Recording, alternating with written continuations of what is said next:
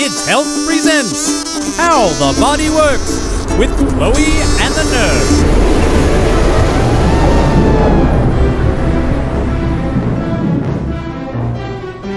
Whoa, well, that was a big one. I'll say.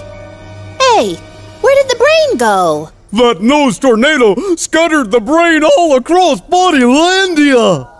Hello, children. I am the cerebrum. Oh, hi, friend. Do you know where we could find the brain? You're going on a marvelous adventure to find 4 important parts of the brain. Wow. I am the biggest part of the brain, the thinking part of the brain, and the part that controls your voluntary muscles. Without me, you wouldn't be able to dance or talk to your friends. No dancing. Oh, dear. I am the cerebrum. I store your memories and make it possible for you to have feelings and emotions. I'm located right here. By weight, I'm more than 85% of your brain. I'm split into 2 halves. The right half of the cerebrum controls the left side of your body, and the left controls the right side. You need different parts of the cerebrum to do different things. Everything from doing a math problem to playing the piano. Ooh, that's amazing. I am kind of amazing. Now, on with the adventure. Just follow the brainy brick road. Follow the brainy brick road. Follow the brainy brick road. Hi friends! In today's lesson, we're going to exercise our cerebrum by practicing some brain tricks. These tricks will help us memorize our Google account and password. Why should you bother memorizing this, you ask? Good question. The answer is simple. Your Google account is yours from the time you enter Octorara in kindergarten until the time you leave Octorara as a graduating senior. We use this information to log into all of the Google apps we use and also a lot of other tech tools used in school.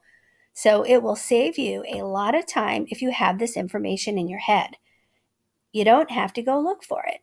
Also, the last part of your password is your lunch account number, so it helps you to get through that lunch line quickly, and we all know how important that is. So that's the why. Let's get down to the how. Your school Google account is made up of an email address and a password. And unfortunately, they're both kind of long, but not to worry. That's where our cerebrum comes in. We just need to get this stuff into our memory. So let's do this. The first part of your school Google account is an email address. All email addresses have the same 4 parts. The first part is called a nickname, and it is usually your first initial followed by your last name. Unless there's another Octorara student who has that same information as you, then we have to use your middle initial and in some cases your whole entire first name. After the nickname comes the @ symbol. It looks like a lowercase a inside of a circle, and it is found on top of the number 2 key. The third part of an email address is called your mail server. In our case, it is student.octorara. It's very important that you spell these 2 words correctly when you're entering your email information. The last part is called the domain. In our case, it's .org. A lot of times we're used to seeing .com. .org stands for organization. That lets people know that this is an official email for an organization, in our case, our school. As long as you can remember the first part, which is the nickname part, your teachers can help you with the @student.octorara.org because that is the same for every single student at Octorara, and all of your teachers know that. Now, as for that password, you're probably wondering, why on earth did they make my password so long? Yep, there's a reason for that too. Your password is actually your student ID number. The number identifies who you are in PowerSchool, your report card, PSSA tests, and even your lunch account. As long as you're a student at Octorara, this number identifies who you are. So yes, it's long, but it's definitely worth memorizing, and I'm going to teach you a trick today to help that number stick in your brain. Here, let me start with a video to show you a very simple trick called chunking, and it will help you memorize long numbers. 081127882 is a hard number to remember. If you chunk the number into 081127882, it's easier. Cutting large bits of information into smaller pieces helps us to understand. If we put small pieces back together, we can see the big picture, and that helps us to remember. The process is called chunking. This is how it works. Our short-term memory is fast but tiny. According to learning expert Dr. Oakley, it can hold only 4 chunks of information at once. So when new inputs arrive, it has 2 ways to pick them up. First, it can overwrite and forget what it has to make space for new information.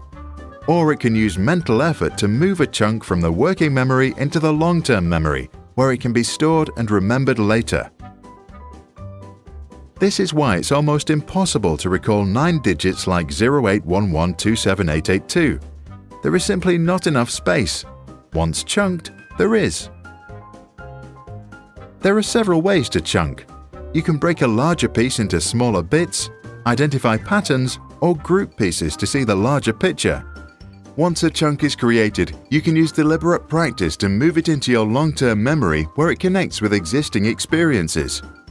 Now it can be stored for years and, if regularly used, accessed without much mental effort. So now that you understand a little bit about the chunking trick, I'm going to show you how to do it so we can memorize our password. So in this example, you see these 10 digits, and your brain might not be able to memorize 56827533320. It's just too many for our brain to remember.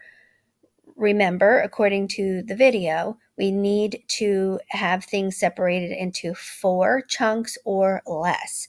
So what I did was I took those 10 digits and I separated them or chunked them into 3 chunks: 56827533320. It's very much like memorizing a telephone number. Same thing. Our telephone number is 10 digits, and this is how we chunk it. A group of 3, another group of 3, and a group of 4. And this is how our brain is going to memorize this 10-digit number. Now it's time for that deliberate practice they talked about in the video.